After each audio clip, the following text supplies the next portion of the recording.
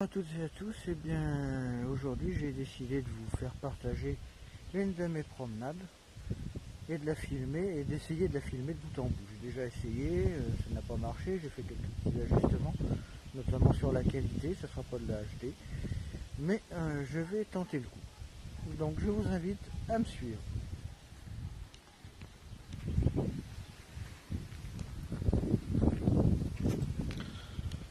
Voilà, nous allons avoir un beau temps.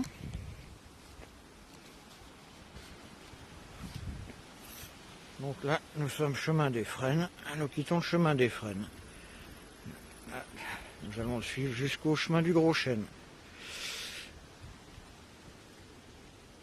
A priori, nous devrions être tranquilles, pas trop de circulation. Les chemins sont déserts.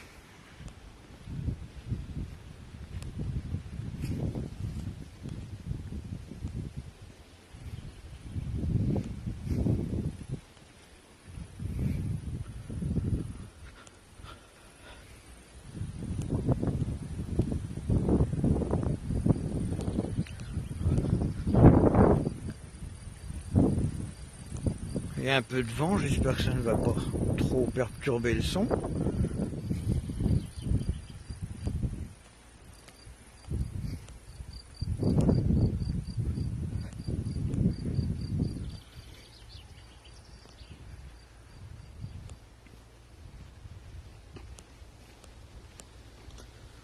Voilà, nous quittons le chemin des Frênes.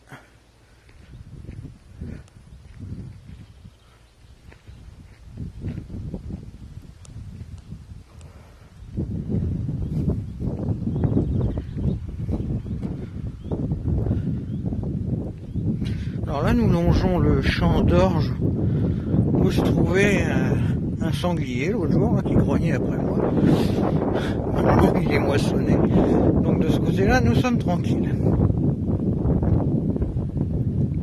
Vous pouvez admirer la campagne, hein, tout ce qu'il y a de plus agréable.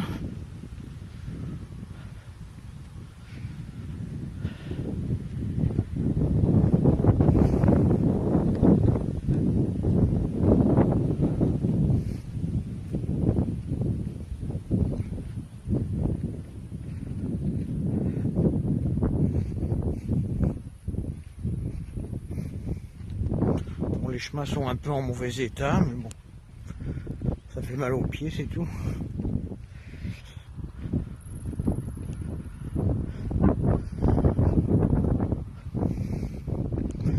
Alors cette année, eh bien, de l'orge, du colza, du blé, pas de tournesol.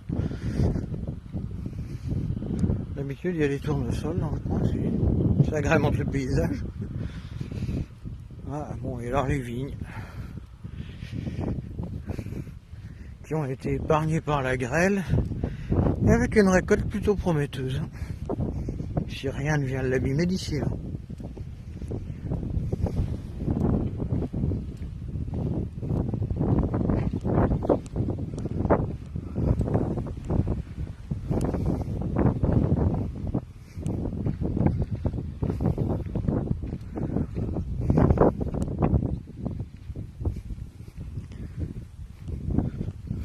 Les coquelicots qui commencent à faner un petit peu.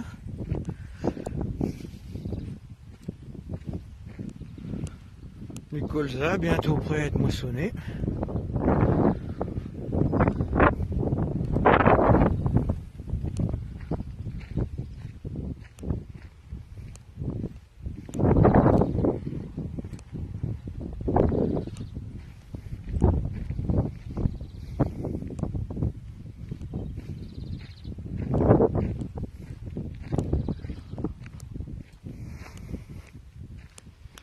Donc il est à peu près 18h30, la chaleur est un petit peu moins forte. Je vous aurais bien proposé une promenade un peu plus tard, pour profiter d'un coucher de soleil, mais après, avec les animaux, c'est un petit peu dangereux.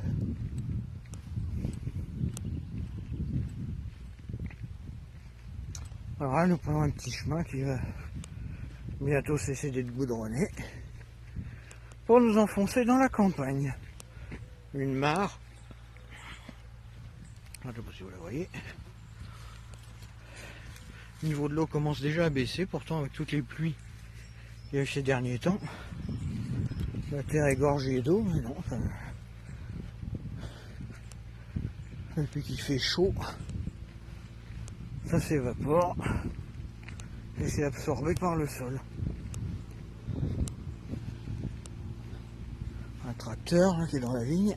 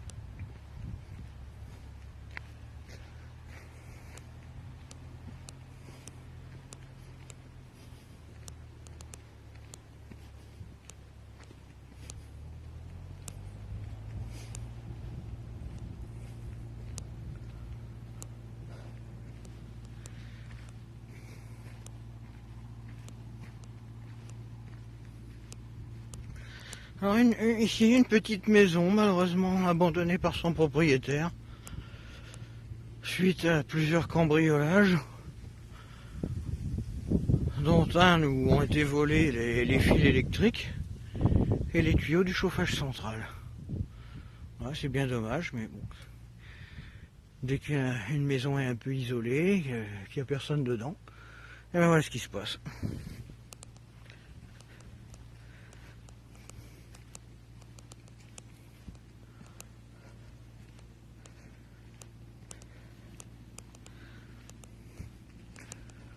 Nous allons reprendre le chemin blanc.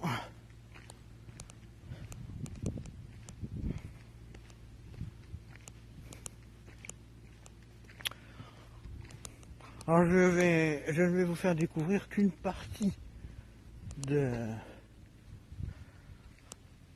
mon circuit de promenade. Ça va faire quand même aux alentours de 4 km. Mais je ne peux pas vous faire découvrir tout d'un coup. Donc nous allons nous limiter un petit peu. Je vais vous faire découvrir les endroits les plus beaux. Et les endroits qui me sont le plus proches.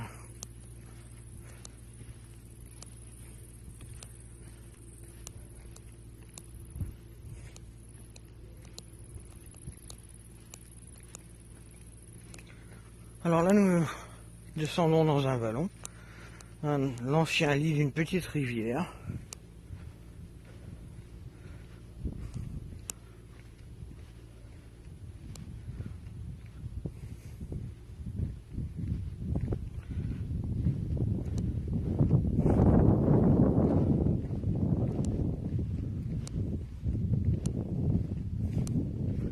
Lors des grandes inondations du début des années 80, je ne me souviens plus si c'était 81 ou 82, quelque chose comme ça, et bien, le chemin était coupé.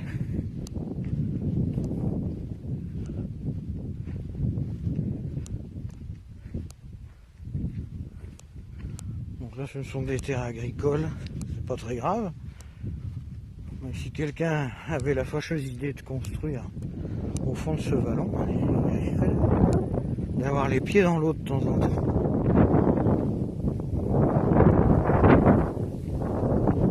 Alors là, le champ de colza, où se trouvait aussi le sanglier. Là. Il paraît qu'il y a un vieux solitaire qui se promène. Là. Donc espérons ne pas le rencontrer parce que c'est jamais très agréable de rencontrer ces bestioles. Surtout s'il leur prend la mauvaise idée de charger.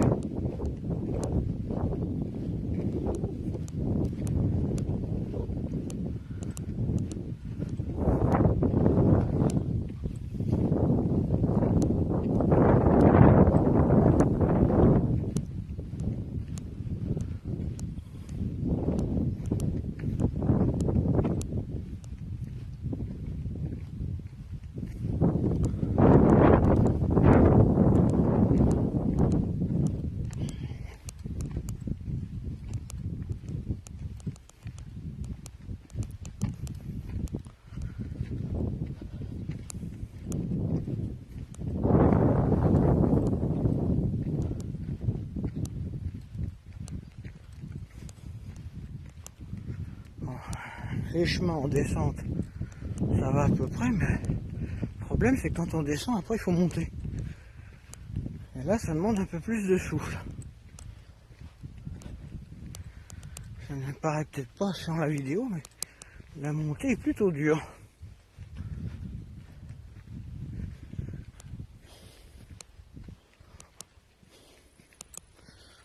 On voit encore les panneaux indicateurs qui ont été posés pour la randonnée qui a eu lieu samedi matin.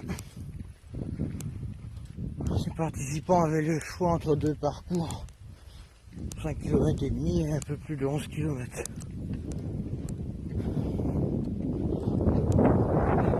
Franchement, 5 km et demi, c'est déjà pas mal. Bon, alors là,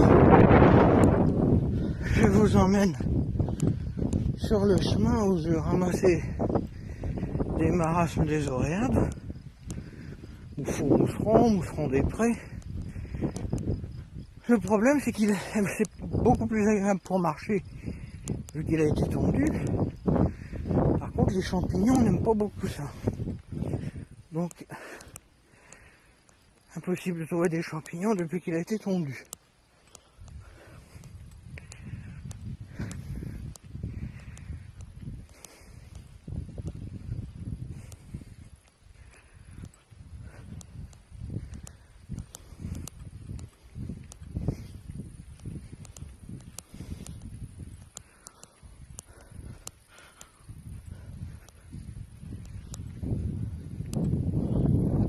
Alors, une vigne, malheureusement à l'abandon.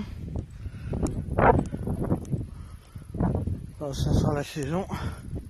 Je pense que je viendrai chercher quelques raisins.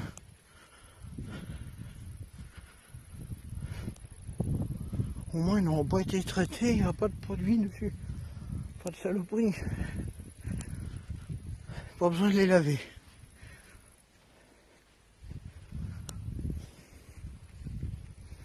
Ils n'en seront que meilleurs pour la santé.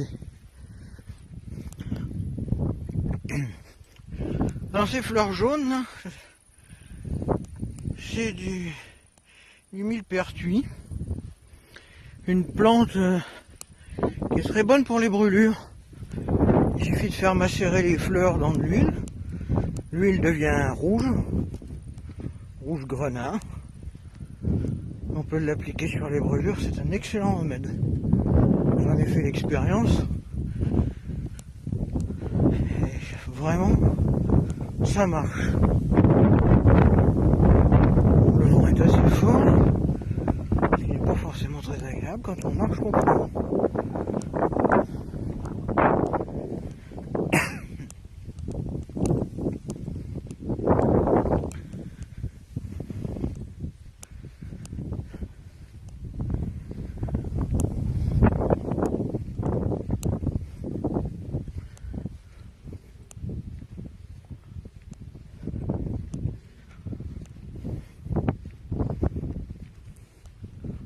Voilà, on aperçoit quelques villages au loin,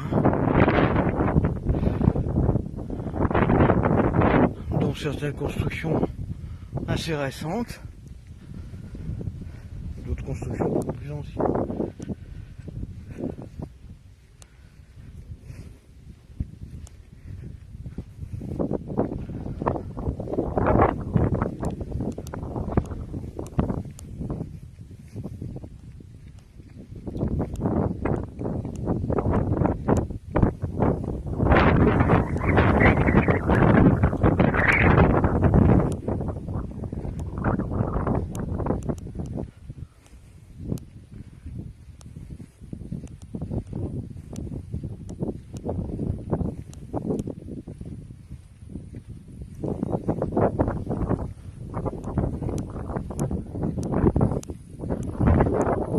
Alors nous allons aller vers un endroit où je ramasse aussi d'autres champignons. Je ne pense pas en trouver beaucoup aujourd'hui, hier j'en ai trouvé qu'un. Le terrain est un peu sec. Une petite pluie légère ne ferait pas de mal.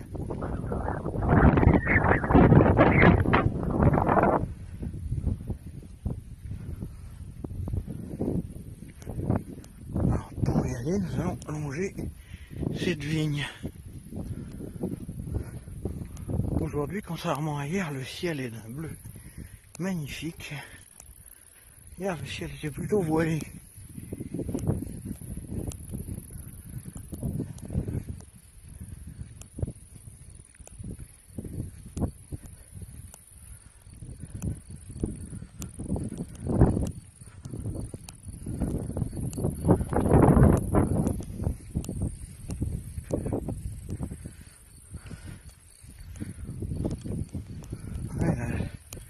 La récolte s'annonce plutôt prometteuse. Si tout ça n'est pas abîmé par la grêle.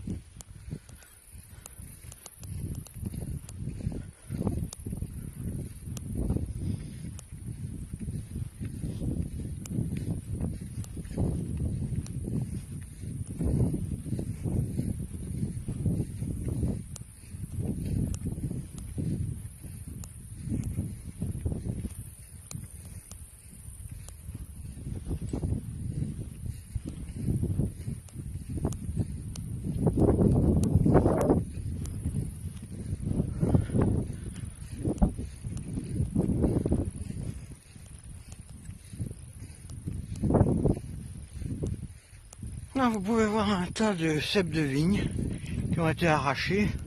Alors, évidemment, on arrache quand ils sont quelquefois trop vieux et qu'ils sont crevés. Mais les viticulteurs sont obligés de jongler aussi avec les primes d'arrachage et les primes pour planter. Parce que même si la viticulture rapporte plus que l'élevage, plus que bon d'autres cultures, et bien avec toutes les charges, toutes les taxes, ça reste quand même assez difficile. Vous entendez peut-être chanter les grillons. Aujourd'hui, il est peut-être un petit peu trop tard pour ça. On n'entend pas chanter les cigales.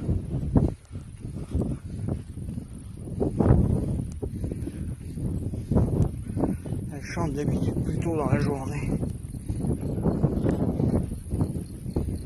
Les grillons, par contre, on les entend.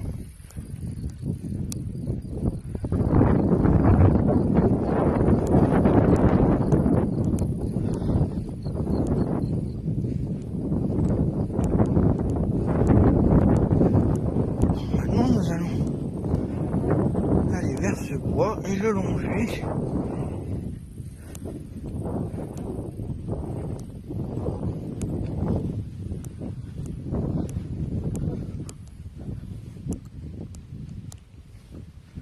Voilà, un petit peu d'ombre, ça fait du bien.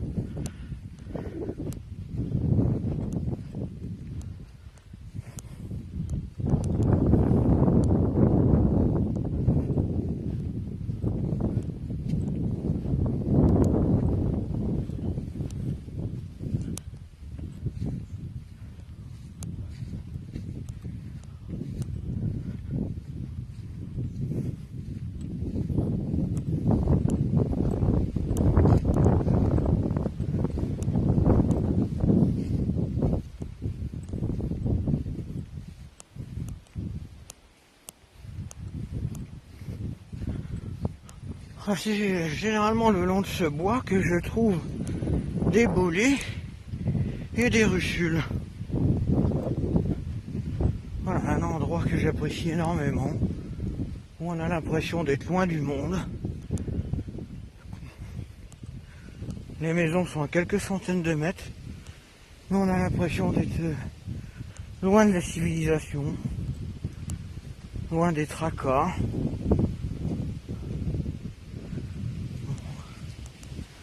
Faire attention, pas louper le champignon si des fois il y en a.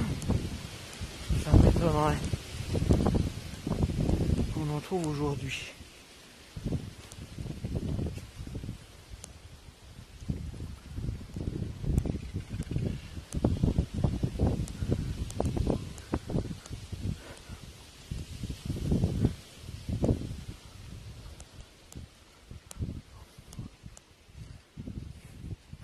En cet endroit, il manque juste un banc pour s'asseoir, contempler la nature au calme.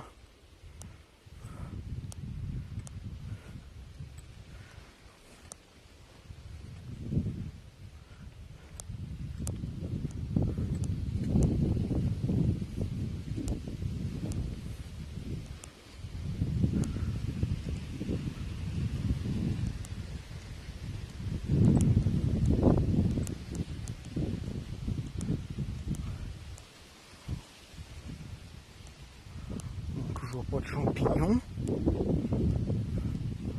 C'est manifestement trop sec. Il va falloir attendre les prochaines pluies. De toute façon, je vais un petit peu arrêter les promenades. Il commence à faire un petit peu trop chaud. Et puis j'ai du travail à faire à la maison. J'ai tellement de choses à faire que il va falloir que je cesse un petit peu de me promener. Même si la marche fait du bien, c'est bon pour la santé, mais faut pas trop en abuser non plus.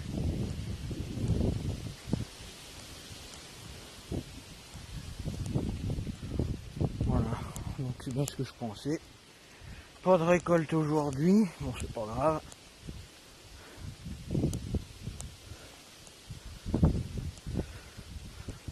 C'est dommage évidemment parce que ça agrémente bien l'air propre. Mais bon, on peut pas en avoir tous les jours.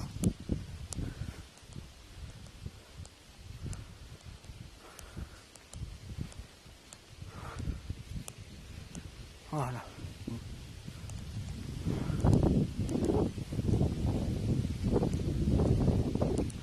Donc maintenant nous allons pénétrer dans un petit bois pour rejoindre un chemin de randonnée.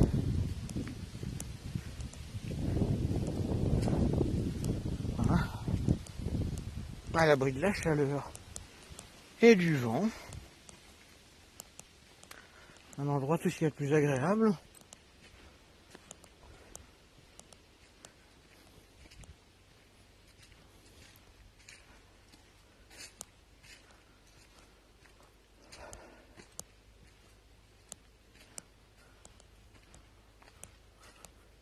Dans ce bois poussent parfois des champignons d'origine australienne. Il y en avait encore hier, aujourd'hui il y en a... Ah si, voilà. Il est... Je sais pas si vous le voyez, hein. Il est abîmé, mais il commence à se dessécher. Un anthurus, un champignon d'origine australienne qui pousse dans deux régions à peu près en France, l'est de la France et le sud-ouest. Pour deux raisons bien simples. Dans l'est de la France, ces champignons sont arrivés pendant la Première Guerre mondiale. Leur spore était dans les couvertures de laine des soldats australiens. Et dans le sud-ouest, ils sont arrivés par Bordeaux, les spores se trouvant dans des balles de laine brute en provenance d'Australie. Les spores se sont disséminés et les champignons ont trouvé leur terrain, ils ont poussé. Donc voilà, là c'est une zone un peu difficile parce que c'est très argileux, humide. Bon, et voilà, nous rejoignons le chemin de randonnée. Alors de ce côté-là, je vous le ferai découvrir une autre fois, quand ça sera vraiment bien sec, parce que le bas du chemin est en très mauvais état. Puis bon, il faut faire un peu court aussi, hein. On peut pas tout faire le même jour. Et là, nous allons prendre donc dans ce sens. Et nous allons ressortir du bois.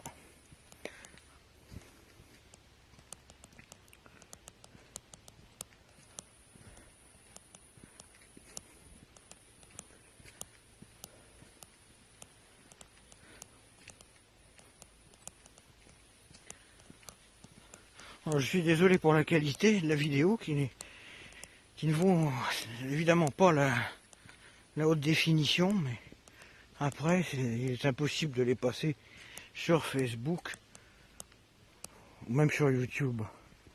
J'ai fait des essais hier avec une vidéo de 26 minutes et impossible de la passer. Donc j'espère que cette fois, en qualité un peu moindre, j'arriverai à au moins la mettre sur YouTube. pour après vous la faire partager sur Facebook, si je n'arrive pas à la mettre directement sur Facebook.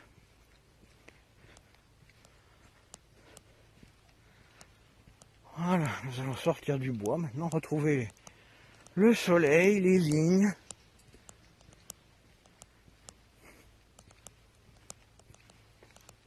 Et les moustiques qui bourdonnent aux oreilles. Enfin bon, ça il y en a partout. Voilà, encore des vignes.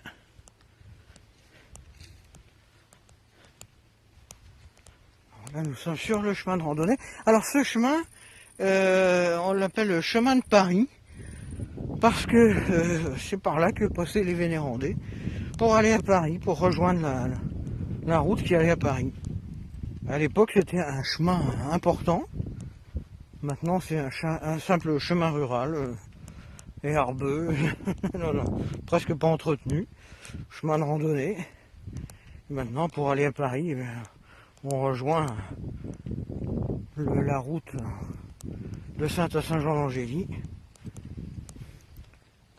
Mais on ne passe plus par le chemin de Paris.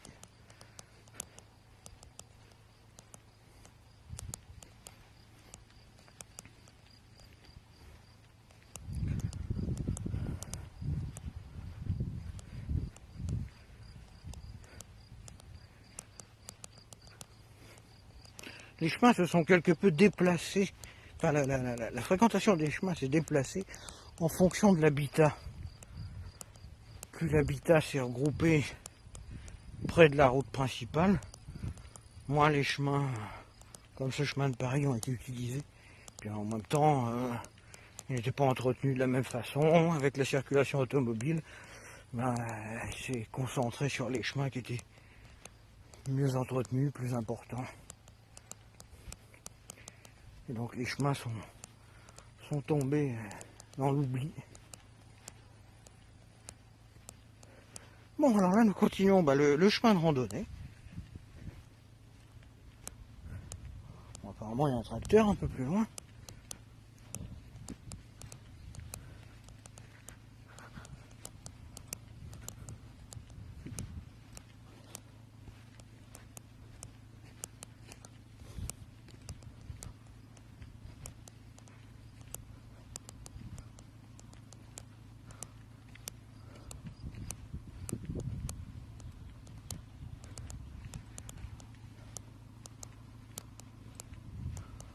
Apparemment, c'est quelqu'un qui travaille dans les vignes.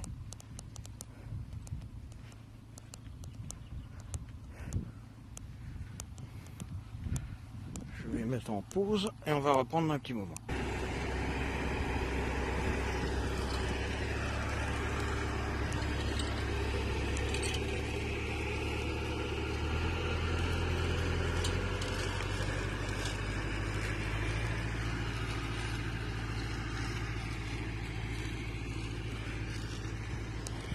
Voilà, un travail qui autrefois se faisait à la main, le faucillage. Maintenant qui se fait à la machine.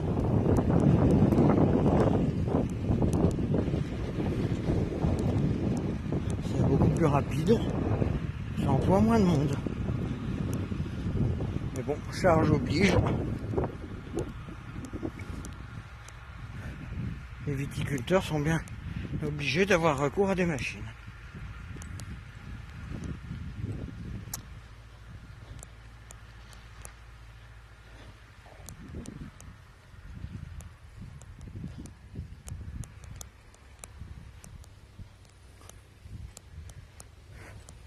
Alors là, un bois de genêt. C'est magnifique quand c'est fleuri. Là, il est plutôt en graines. Il faudra que je récolte de la graine d'ailleurs. Voilà.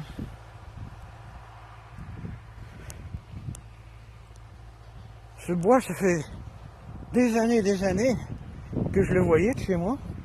Parce que bon, la maison, on la voit. Enfin bon, on peut l'apercevoir vaguement d'ici.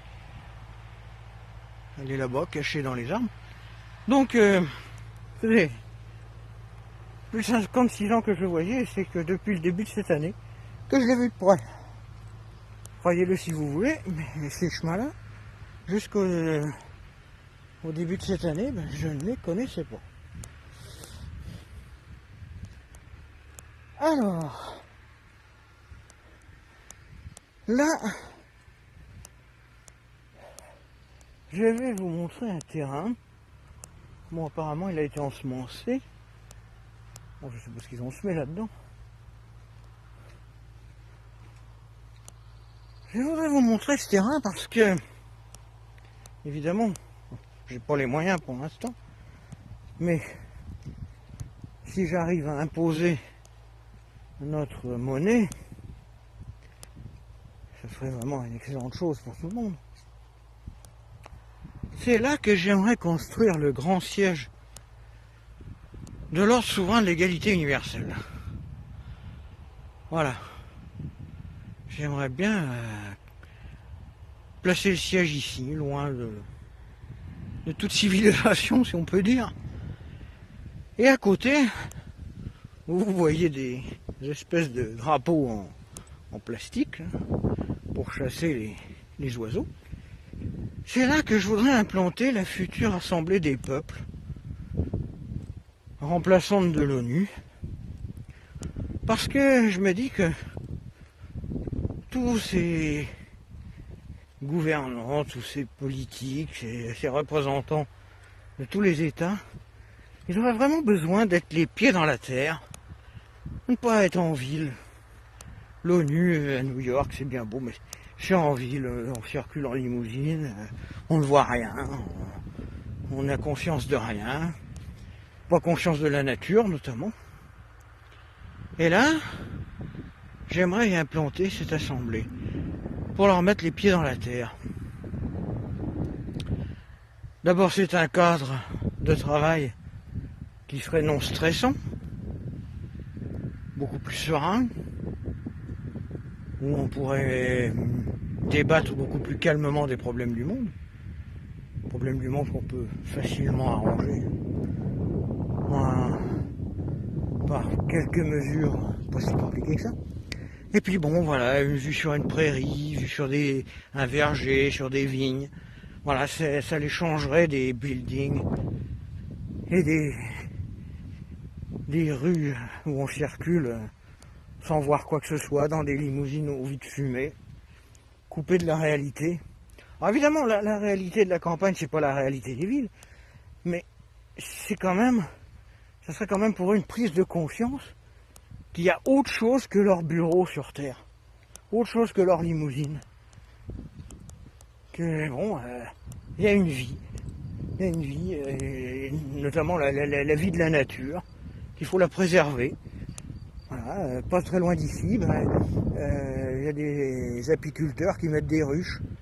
Donc là, les marronniers terminent leur floraison, enfin les châtaigniers terminent leur floraison, les abeilles ont fait du miel. Voilà, du miel de châtaignier. Voilà, ça serait bien que ces gens-là voient des abeilles, voient des ruches, voient un petit peu des animaux qui se promènent, des sangliers, des chevreuils, toutes sortes d'animaux, des oiseaux. Ça les changerait un peu de la ville et prendrait conscience que ces choses-là sont quand même fragiles.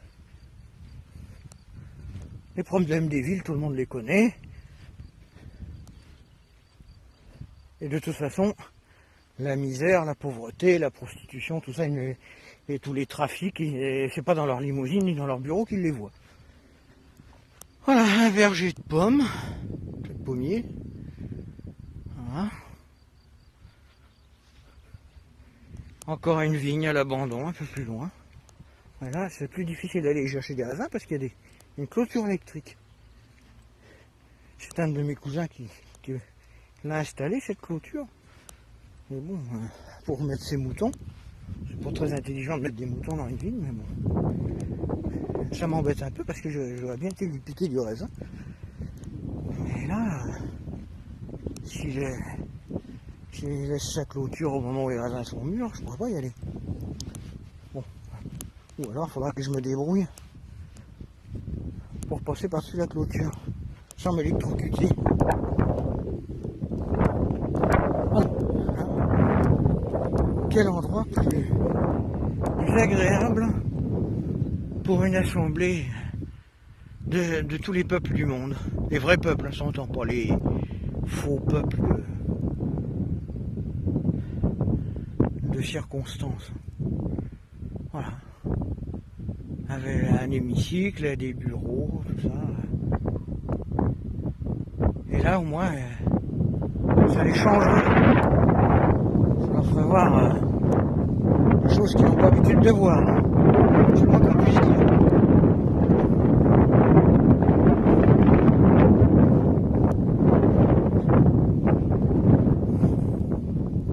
Alors, évidemment, pour financer tout ça, il faut énormément d'argent. Je n'ai pas.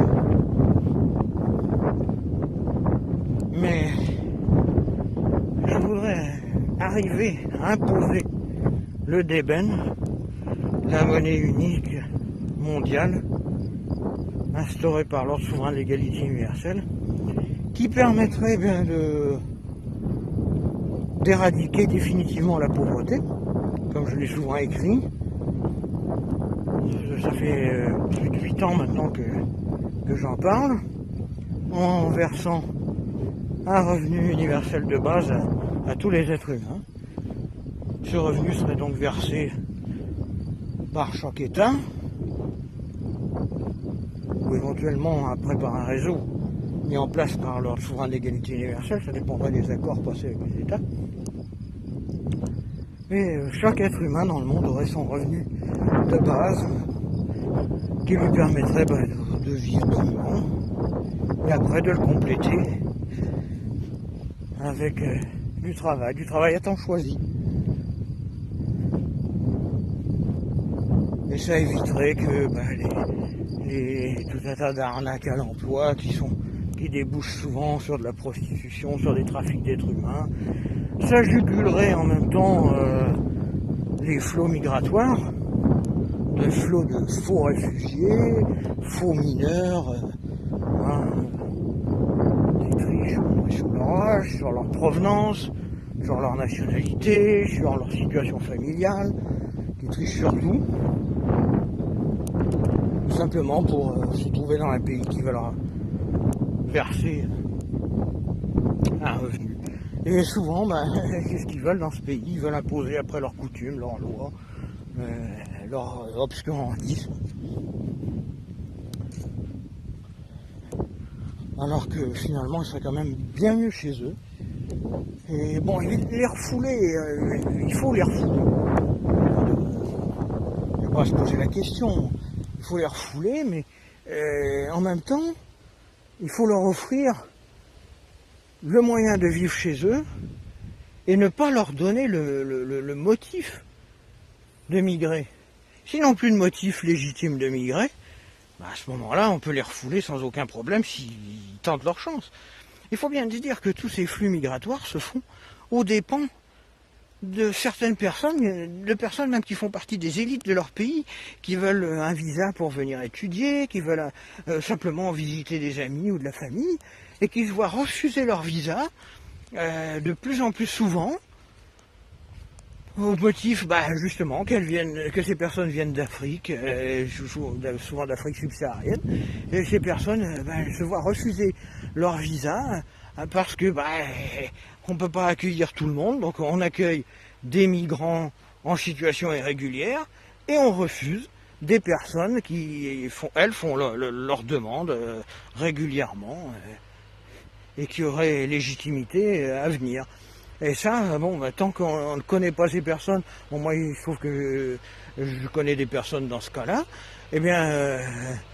tant qu'on ne connaît pas ces personnes, on trouve que c'est normal, et alors que on trouve que c'est normal d'accueillir des migrants, alors qu'en fait, quand on connaît ces personnes, on se dit, oui, mais il vaudrait mieux accueillir ces personnes-là, qui viennent et qui ont des moyens de vivre, qui sont quelquefois hyper diplômés, et qui ont toute légitimité à venir, surtout qu'elles en font la demande légalement. Et il vaudrait mieux accueillir ces personnes-là que d'accueillir des personnes qui ne s'intégreront jamais, qui vivront toujours en marge de la société. Mais bon, ça, c'est manifestement pas la vie de tout le monde. Bon là, le chemin est en mauvais état parce que ce sont les moutons qui le défoncent comme ça. Je sais pas si vous les voyez. Un joli troupeau de moutons. Ils sont à l'ombre, ils sont tranquilles. Voilà. Alors aujourd'hui c'est un peu moins tranquille parce que bon, il y a un tracteur qui est en train de faucher, là, faire les foins. Oui, parce que les moutons, il faut bien les nourrir l'hiver, donc il faut rentrer du foin.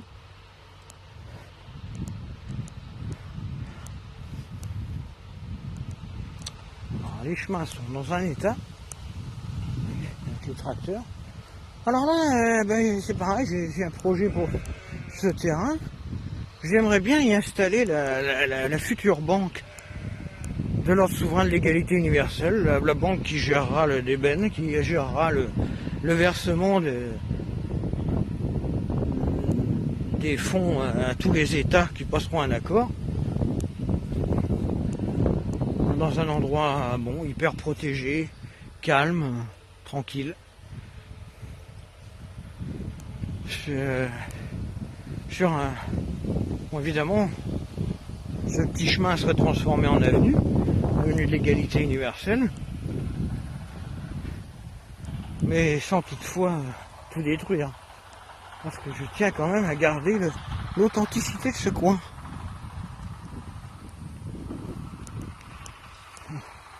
Alors là, nous allons entrer dans un bois, traverser un bois. C'était un endroit où ma maman aimait beaucoup se promener, parce qu'elle, pendant un temps, elle habitait pas très loin, là, chez son arrière-grand-mère. Ah, là, on entend, c'est dommage qu'il y a le bruit du tracteur, on entend un peu les cigales. Voilà, donc ce bois, il est un peu particulier, parce que, bon, il abrite toujours des animaux sauvages, chevreuils, sangliers, mais il y a un peu plus d'un siècle, hein, donc à la fin du 19e siècle, du temps où mon arrière-arrière-grand-mère habitait pas loin, hein, il y avait encore des loups. Et ma grand-mère m'en a parlé bien souvent, que les loups venaient attaquer les chiens. Ils ont tué plusieurs chiens comme ça. Maintenant, évidemment, il n'y a plus de loups. Il n'y a plus que des chevreuils et des sangliers. Mais les loups étaient encore présents dans ces bois à la fin du 19e siècle.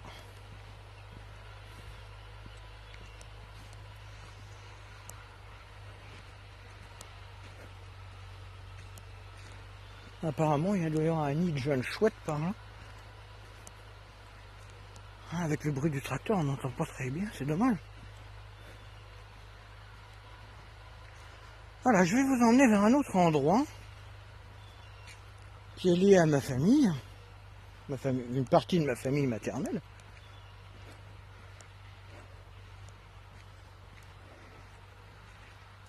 C'est les ruines d'un four à tuiles. Parce que dans la région, on voit encore des trous dans certains bois. On extrayait de l'argile, le terrain est très très argileux, il y a des couches d'argile très épaisses. Donc on extrayait de l'argile pour faire des pots et des tuiles. Et là, nous allons arriver jusqu'à un champ au milieu duquel se trouvent les ruines du four à tuiles de mes arrière-arrière-grands-parents.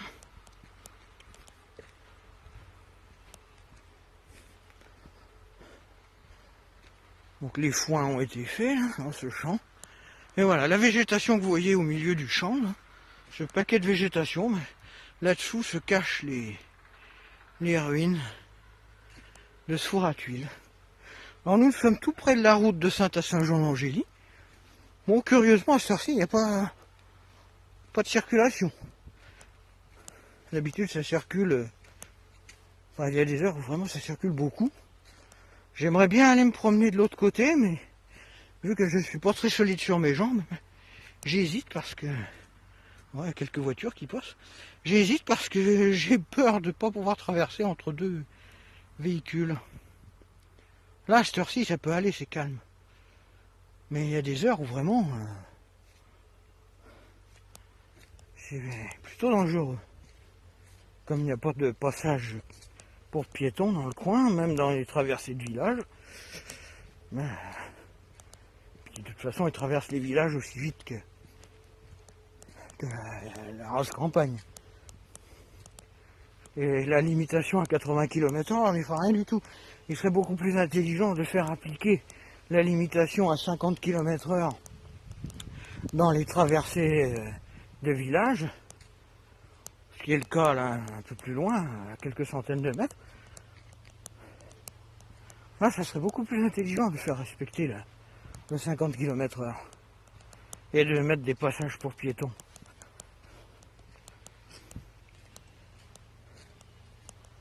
Voilà, donc nous allons nous retourner et reprendre le chemin de randonnée.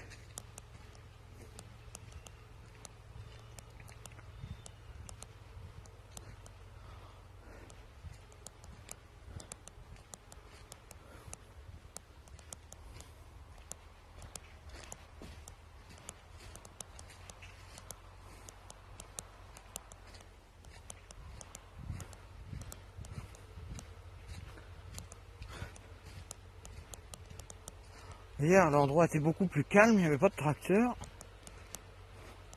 Mais bon, j'ai loupé mon enregistrement. Donc, il faut bien faire avec. Je vais pas faire évacuer les tracteurs pour pouvoir filmer tranquillement. Mon cousin serait peut-être pas ravi, puisque c'est lui qui est en train de faucher.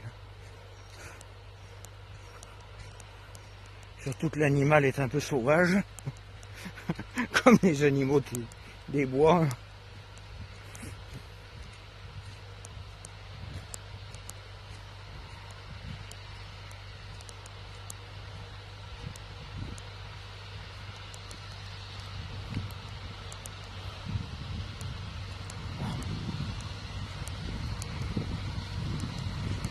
Ça fait un ras sur ce tracteur.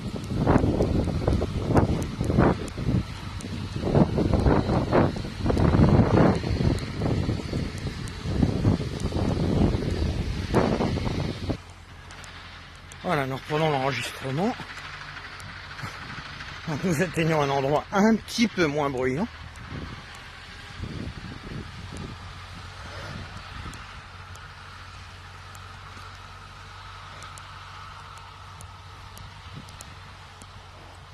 Donc attention où je mets les pieds pour ne pas me foutre par terre.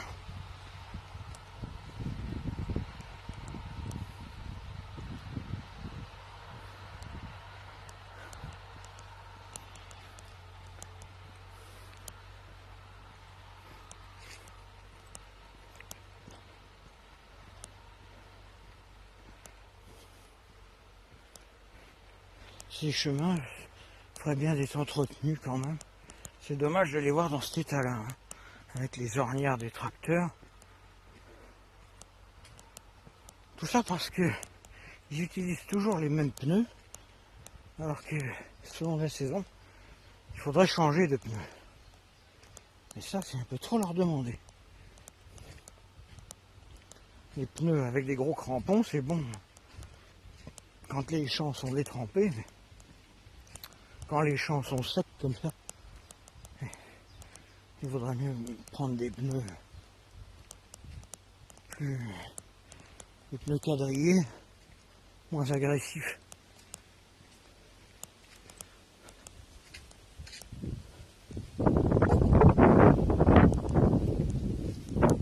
Voilà, nous retrouvons le chemin de randonnée.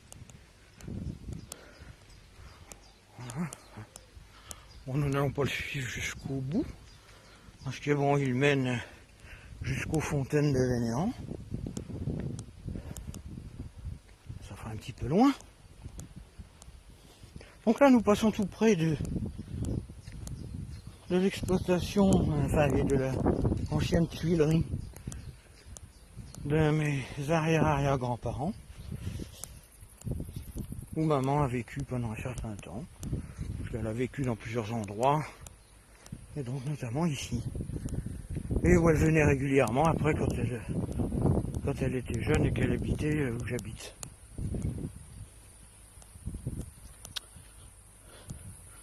Elle venait voir son oncle, son grand-oncle. Après la disparition de son arrière-arrière-grand-mère.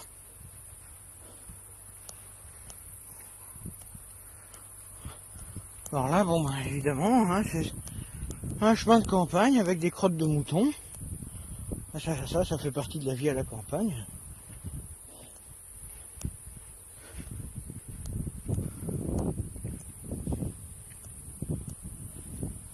Voilà, donc on a l'impression vraiment d'être coupé du monde dans ce temps-là. Je ne sais pas si vous les entendez, les grillons s'en donnent à cœur joie pour chanter.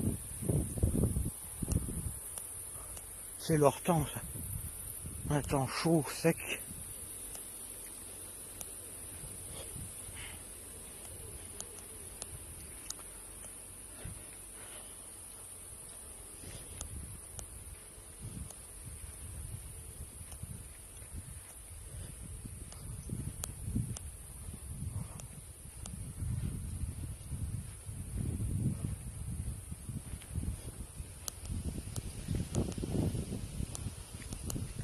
Alors là, nous arrivons à un endroit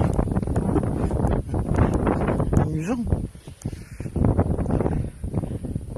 Un endroit un petit chemin, évidemment, chemin rural, pas toujours bien entretenu depuis très très longtemps. Et un jour, comme il était en trop mauvais état, ma famille l'avait empiré, tout le monde s'y était mis, ma mère, mes grands-parents,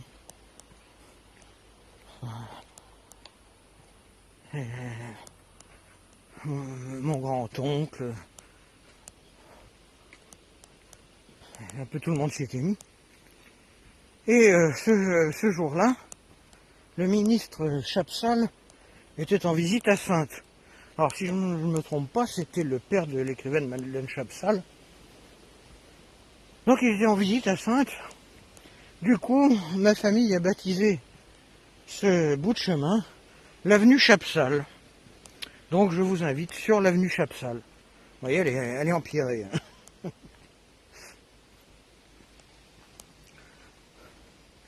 Il faut dire que ce bout de chemin, à part à ma famille, il ne servait pas à grand monde.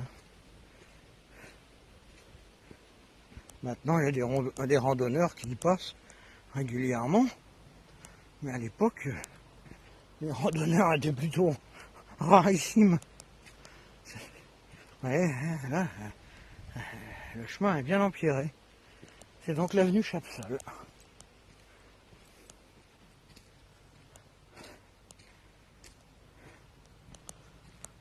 Voilà, nous continuons notre promenade sous bois. Toujours des endroits superbes.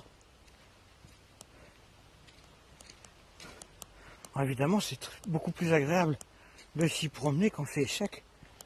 Parce que bon, il y a quand même des endroits qui sont un peu défoncés. Qui auraient besoin d'être à nouveau empirés. Parce que ça fait quand même plus de 70 ans que ça n'a pas été fait.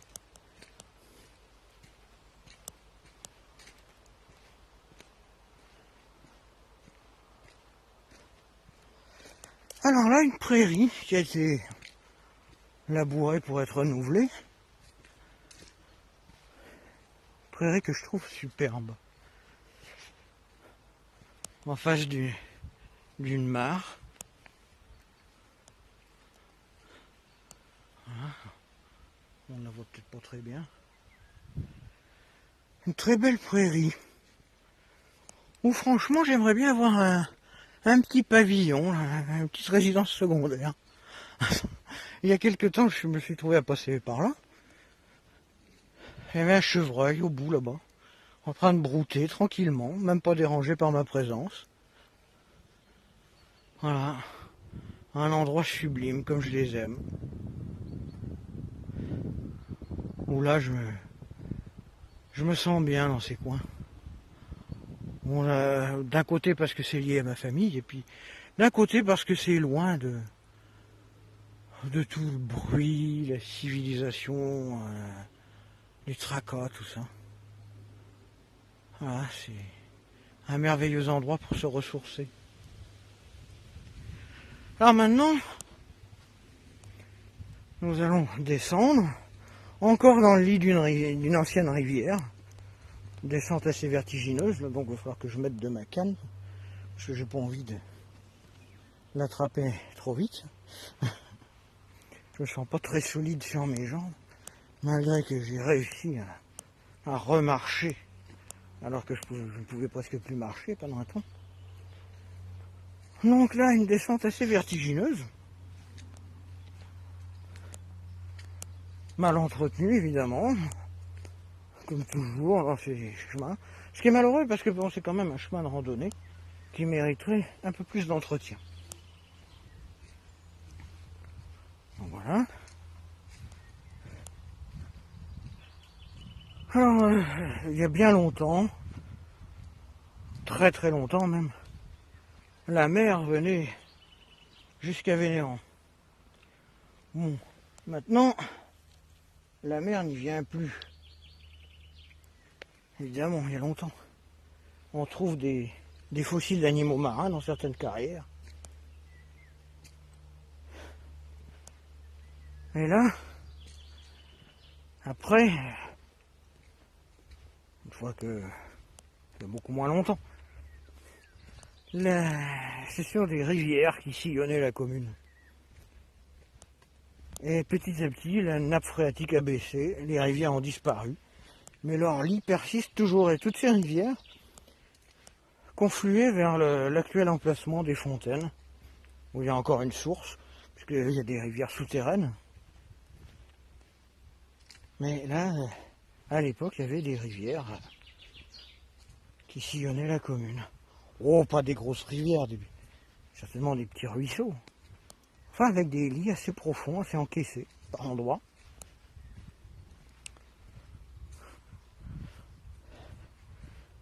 Et on en trouve encore la trace.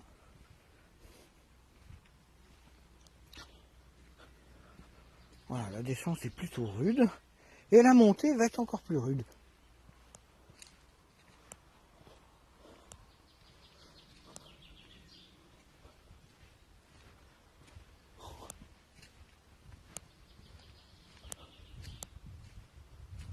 Voilà. On voit presque au fond. On voit encore des traces d'humidité tout au fond. Voilà. On voit que l'endroit reste toujours humide.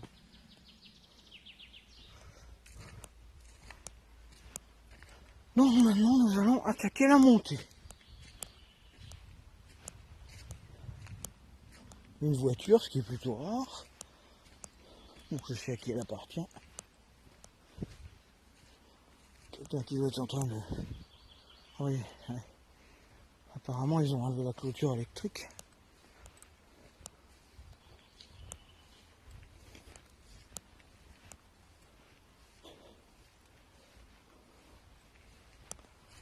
Voilà, et là ça monte. Croyez-moi.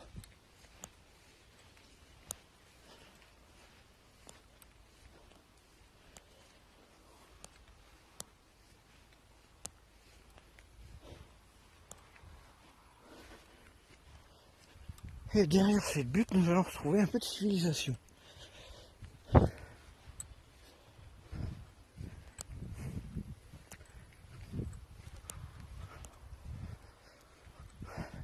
Alors là, ce chemin, je le prends toujours en montant parce que en descendant, la descente est tellement raide que ça me donne le vertige.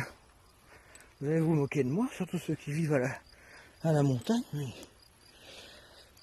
Ah bon, moi, et l'équilibre, ça fait deux.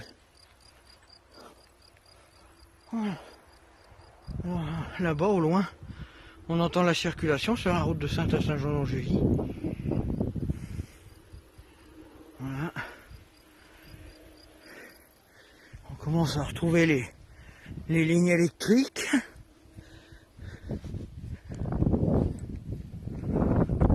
Et bientôt des maisons.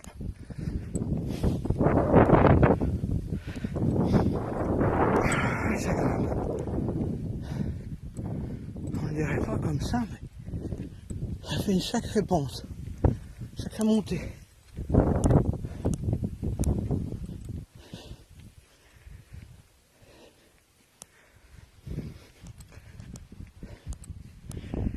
Rien de faire de se presser sur ce genre de parcours.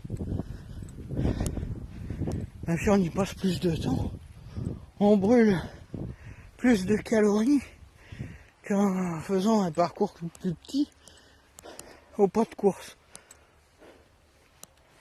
Et au moins, on ne termine pas la promenade en nage.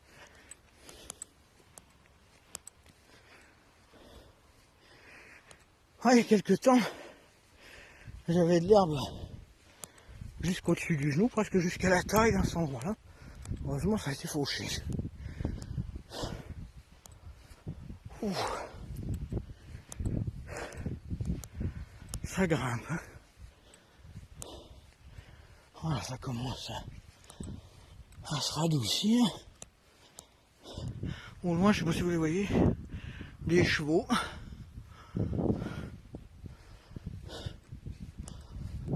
Deux adultes et puis un poulain. Voilà, des champs de blé qui vont bientôt être bons à moissonner.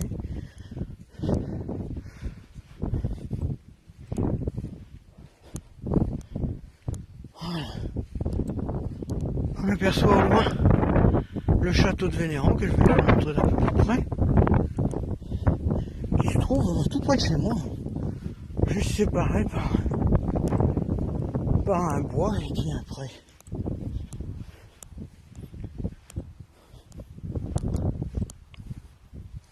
Donc notre tour de promenade, notre boucle, commence à toucher à sa fin. Enfin bon, il y a encore quand même du chemin à faire. Là, ça fait à peu près 1 heure que je suis parti.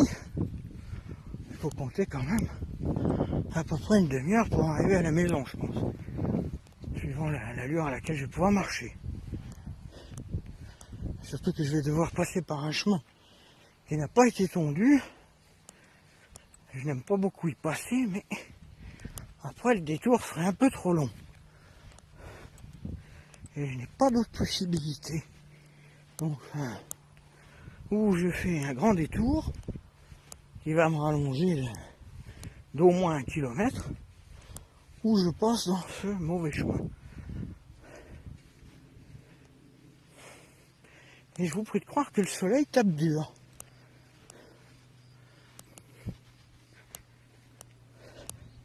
Le vent se calme un peu comme tous les soirs. Alors évidemment, si j'avais pu vous faire cette promenade un peu plus tard, vous auriez pu profiter d'un beau coucher de soleil. Là-bas au loin, le château d'eau là, qui dessert la commune. J'aurais pu vous faire admirer de ce côté-là un superbe coucher de soleil, mais malheureusement après, ça fait trop tard et on risque de croiser des animaux indésirables.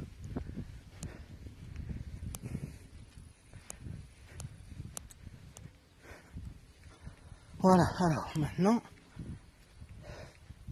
donc le chemin de randonnée tourne à droite et nous allons... Ah, miracle, il a été fauché.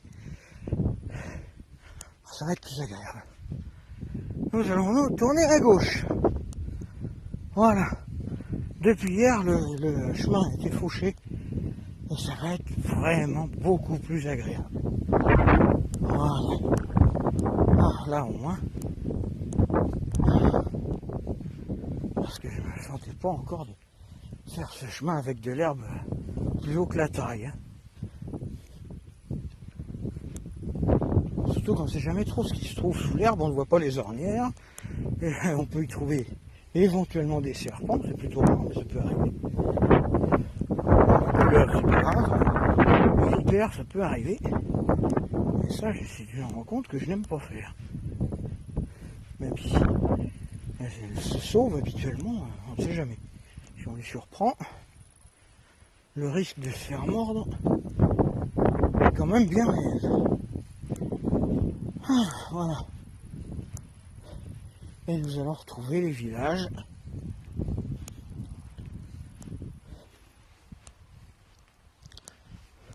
avec d'abord un chemin blanc, puis un chemin goudronné. Voilà. En nous rapprochons du château, que je vais pouvoir vous faire découvrir d'un peu plus près. Il ne se visite pas, mais bon, on peut l'apercevoir quand même. On peut même bien le voir.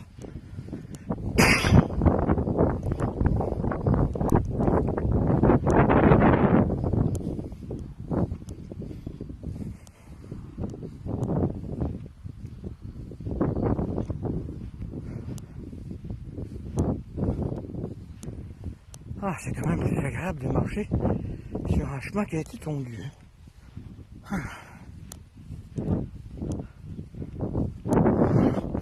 ça sent un peu le cheval, effectivement. Mais bon, ça, ce sont les odeurs de la campagne. C'est ce qui fait son charme. Avant, quand il y avait davantage d'animaux à la campagne, les vaches, tout ça, ça sentait davantage. Ça, le nez des citadins n'appréciait pas, mais bon, c'est la vie.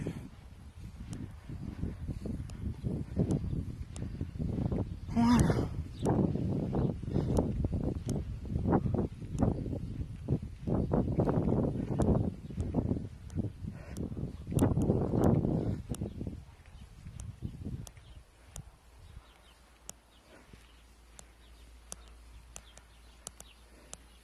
Encore un champ de blé qui n'a manifestement pas été beaucoup désherbé, donc qui sera que meilleur. Au moins, il n'y a pas eu trop de glyphosate de répandu.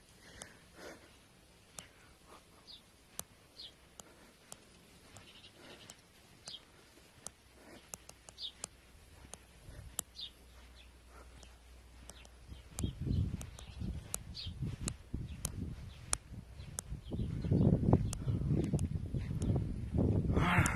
Nous retrouvons un chemin empierré.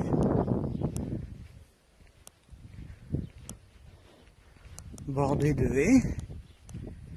Ça, les haies, c'est essentiel. Pendant un temps, on les détruisait pour les remembrements, puis maintenant, on en a replanté, qui sont bien poussés, et qui font le bonheur des oiseaux, le bonheur des papillons, tout ça. Les insectes, tout ça.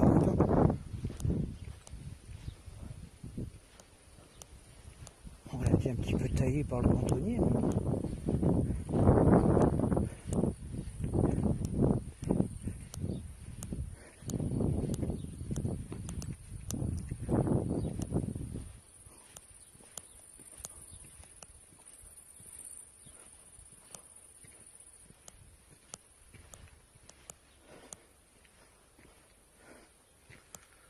Voilà, des fleurs qui sentent le miel, qui doivent attirer les papillons, je pense. Voilà. Ça sent vraiment le miel. On dirait qu'on met le nez dans les pots de miel.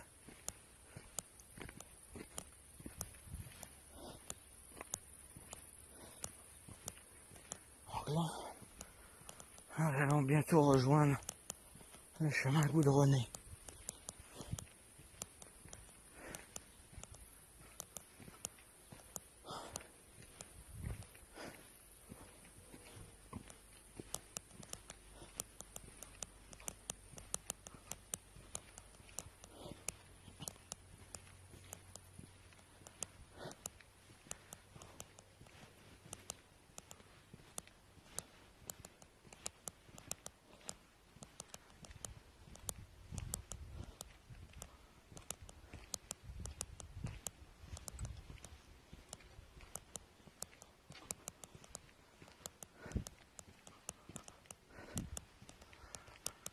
Alors là, ces fleurs oranges sont des hémérocales dont les tubercules sont comestibles. Bon, je vous dirai pas quel goût ça a, j'en ai jamais goûté, mais c'est comestible.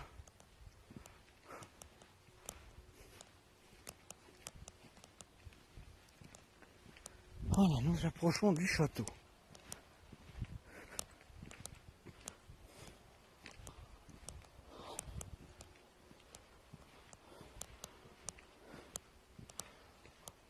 Un château, bon, dont le propriétaire fait tout ce qu'il peut pour l'entretenir, c'est pas toujours évident.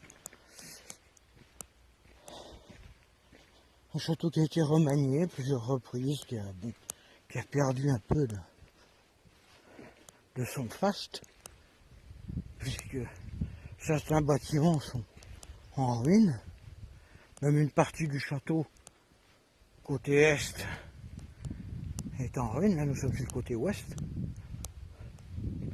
et toute une partie est en ruine sur le côté est, ce qui est bien dommage, et évidemment le propriétaire n'a pas les moyens de le remonter.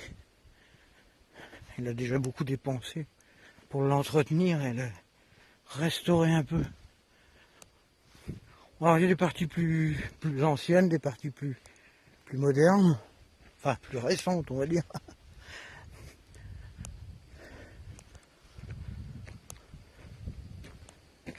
Voilà.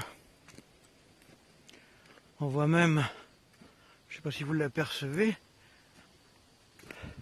sur le mur extérieur, là, on aperçoit une porte en arrondi avec deux petites ouvertures au-dessus. C'était une poterne, un petit pont-levis.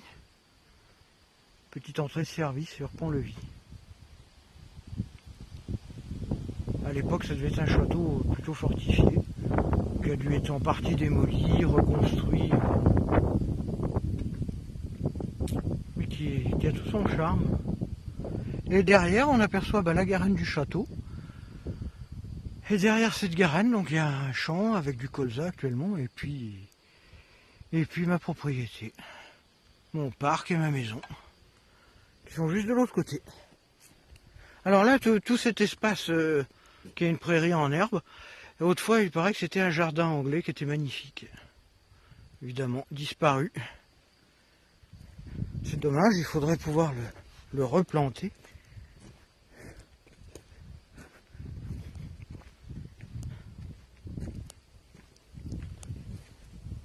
Bon, par rapport à d'autres châteaux, c'est vraiment un petit château. Mais enfin, c'est quand même un joli petit château. Un petit village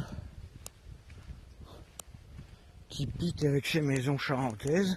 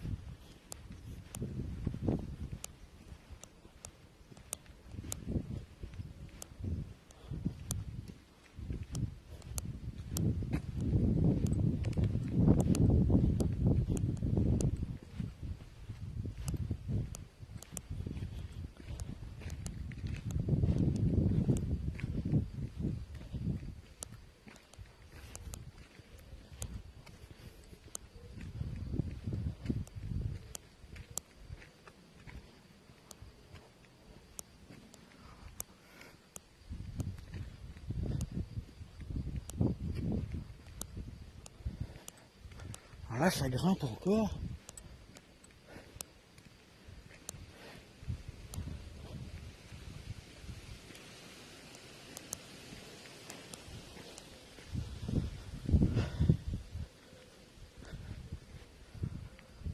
Je vous avoue que je commence à avoir mal aux pieds.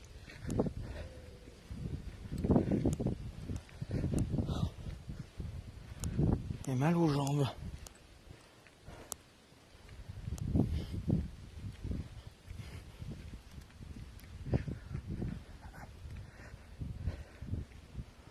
Voilà, alors nous sommes maintenant en face de la garenne du château.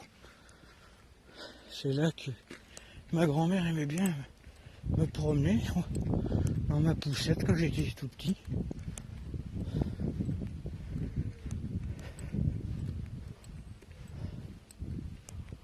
Mais maintenant on ne peut plus rentrer dedans. On pouvait même circuler en voiture pendant un temps.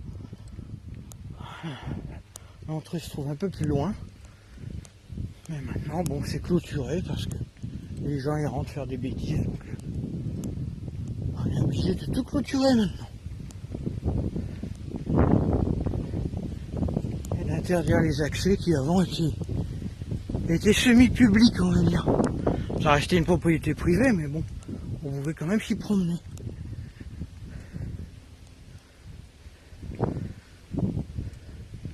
Maintenant, à force de dégradation, voilà, l'accès en est interdit.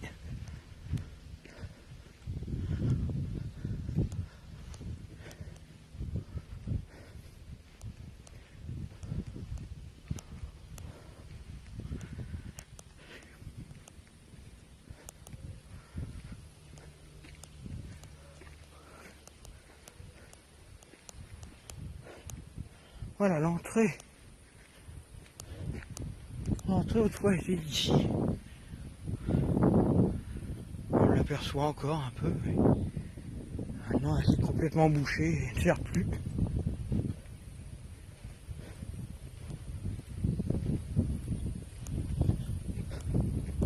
Avant il y avait une entrée donc de ce côté, une entrée de l'autre côté. Comme c'était des maraîchers qui y habitaient, on pouvait monter d'un côté, faire des achats, acheter des fruits, des légumes, et puis ressortir par ce côté.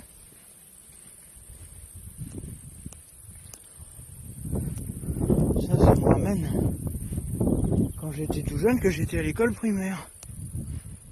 Donc ça fait quand même un sacré bout de temps. Voilà. Nous allons bientôt arriver, bientôt rejoindre le chemin des Frênes, quelques dizaines de mètres plus loin.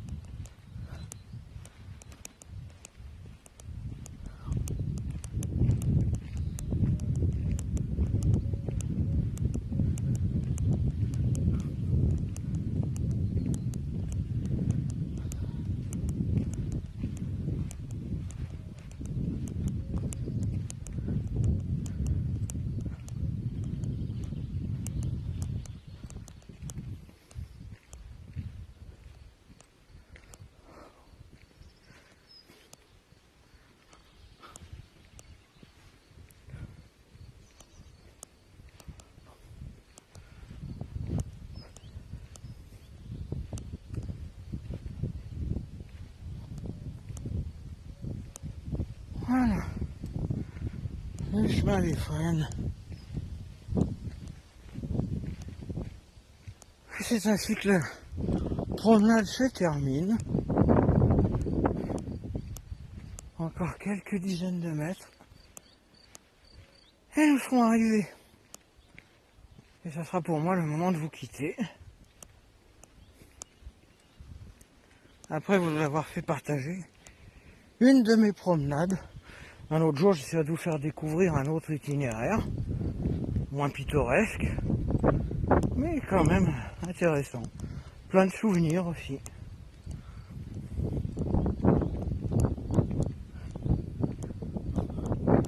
Ça fera l'objet d'une autre vidéo, si ça fonctionne bien. Alors là, voilà le champ de colza dont je vous parlais tout à l'heure. Et au fond, la garenne du château. Le château est juste derrière. Vous voyez, nous sommes pas bien loin du château. Hein. Et là, arrivé au siège de l'ordre souverain de l'égalité universelle, dans la verdure.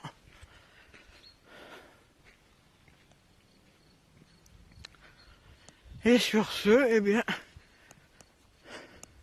je vous souhaite une bonne soirée, un bon visionnage, et je vous dis à bientôt.